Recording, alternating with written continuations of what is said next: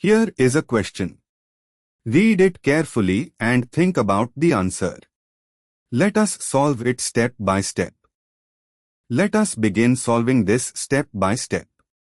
The starting material is 1-methyl-1-vinyl cyclopentane, which has a cyclopentane ring with both a methyl group and a vinyl group, CH2 is equal to CH attached to the same carbon, C1.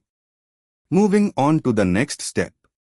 In CCl4, nonpolar solvent, no peroxides, HBr adds via electrophilic addition, Markovnikov addition. The proton adds to the terminal carbon of the vinyl group, CH2 is equal to generating the more stable carbocation at the internal carbon directly attached to the ring. Moving on to the next step. Protonation of CH2 is equal to CH at the terminal is equal to CH2 gives a secondary carbocation at the carbon adjacent to the ring, cyclopentane, C1, CH3, plus CH3. Wait, more precisely, the vinyl group is CH2 is equal to CH2 terminal, so H plus adds to is equal to CH2 giving plus CH2 attached to C1? No, the vinyl group is CH is equal to CH2.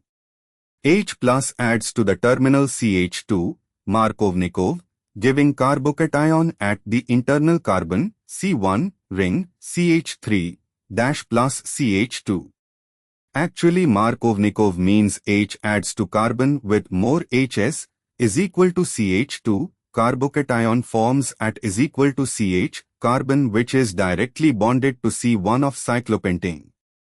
And for the final step, the carbocation at the carbon adjacent to C1 of cyclopentane, which bears a methyl group, is secondary. A 1,2-alkyl shift, ring expansion, can occur.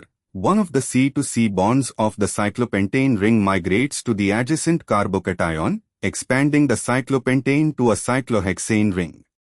This generates a tertiary carbocation at C1 of the new cyclohexane ring, since C1 had methyl plus ring bonds.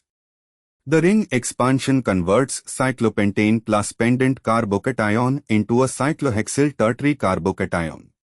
The tertiary carbocation is at a ring carbon that also bears a methyl group. Bromide then attacks this tertiary carbocation. The result is 1-bromo-1-methylcyclohexane. But we need to account for the methyl. After ring expansion of 1-methylcyclopentane with an adjacent carbocation, we get a cyclohexane ring where the carbon bearing the positive charge has one methyl group. The Br attacks to give 1-bromo-1-methylcyclohexane. However, looking at option C, it shows a cyclohexane ring with one carbon bearing to substituents, gem arrangement, and Br on an adjacent carbon.